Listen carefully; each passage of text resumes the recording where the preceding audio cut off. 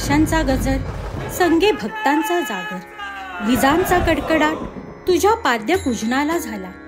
गणेश गल्लीची शोभा वाढवण्यासाठी कलाकार सज्ज झाला.